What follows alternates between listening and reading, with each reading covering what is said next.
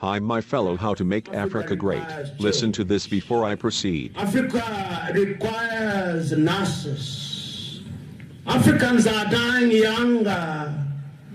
Those of you who come from South Sudan, go out there and do that which is good and right. You are needed there.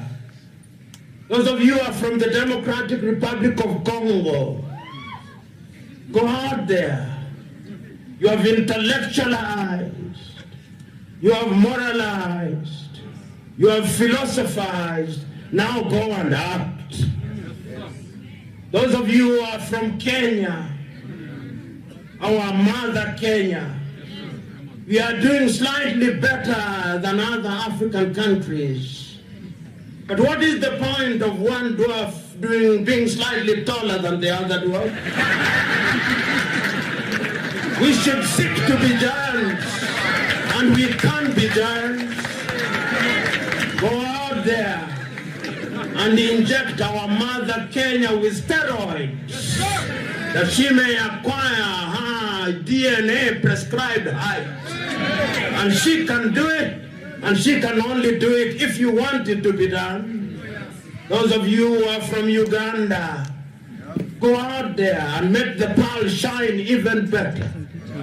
Oh, those of you who are from South Africa, go out there, that land of Nelson Holisasa Mandela, and Albert Lutuli, and Oliver Reginald Tambo. Go out there and make it better. You can, and it must be done. You know, sometimes when I allow my mind to know fertility, and to imagine a little bit more wildly than it should, I think of the judgment day.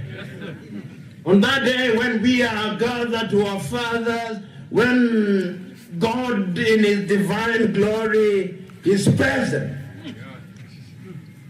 You allow me a little latitude, even a little blasphemy. And Peter is standing there with the book of life, and the angel Gabriel is there. I'm imagining, I'm allowed to imagine. And it's the judgment of the white throne. And we are coming one by one. And God is inquiring of us. You went to Baraton University. You graduated from Baraton University. After graduation, what did you do to my people? Did you serve well, that you may go to heaven? What will be your answer? You know, there are two ways of being great before you go to heaven. There is the great Greek tradition, where we had men and women who served well. But there was one Greek who did nothing throughout his life. When he was about to die, he decided that the best thing that he could do in order to be remembered immortally in history was to burn a cathedral. Herostratus. Do not burn cathedrals. Serve. And there is opportunity for you to serve. You said that you are daring and that is your desire. I'm submitting to you that those who dare must leave the shores, because if you do not lose sight of the shore, you'll never discover new islands. So go out there in an adventure of doing excellence.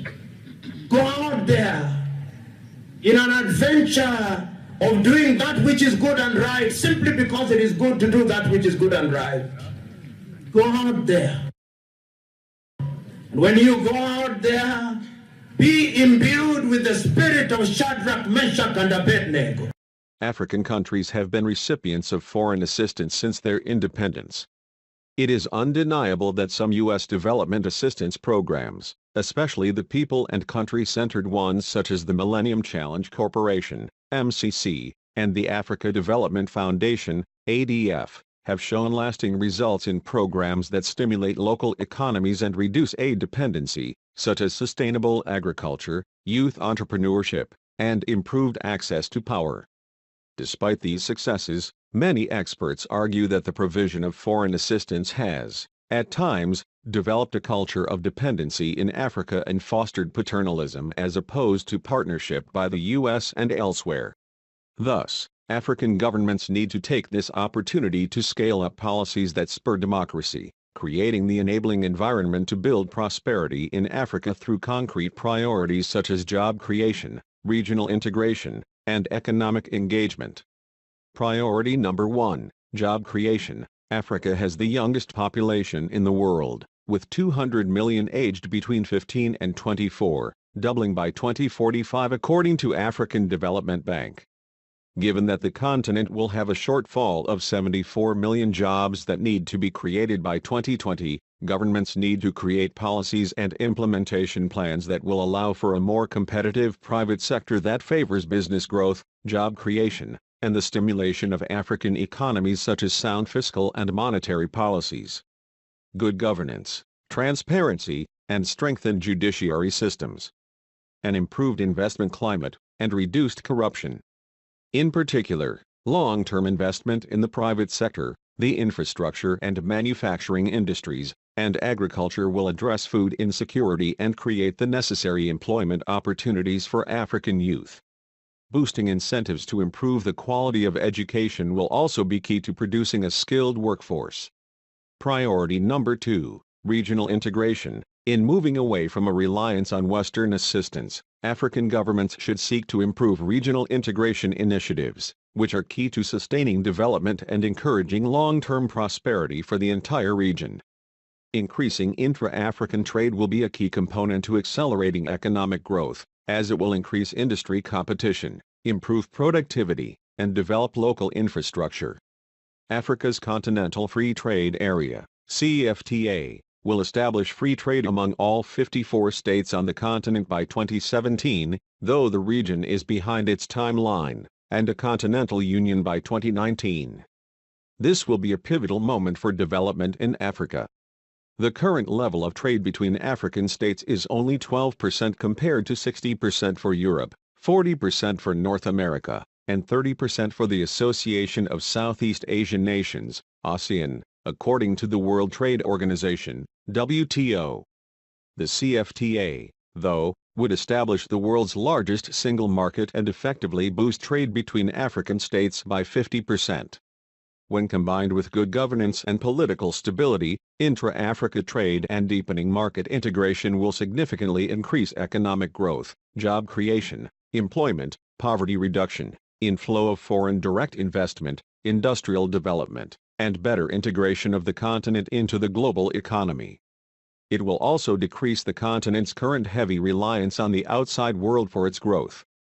Priority number 3, commercial engagement and trade. The future of the African trade regime depends more on what Africa will negotiate and not on what Africa deserves, so leaders must actively seek commercial and trade engagement.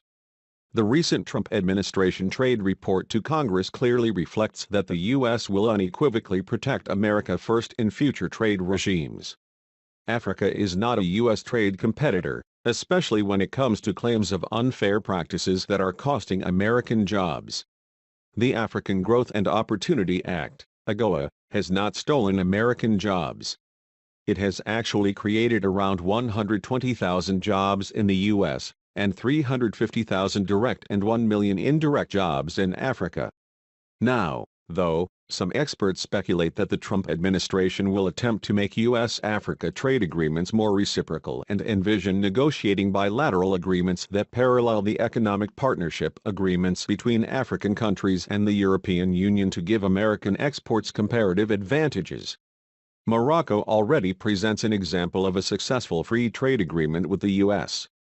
According to the International Trade Administration, ITA, average U.S. exports to Morocco have more than tripled since the U.S.-Morocco Free Trade Agreement, FTA. U.S. exports to Morocco increased from $482 million in 2005 to $2.1 billion in 2015. Morocco export goods totaled $977 million in 2013, a 119% increase since 2005.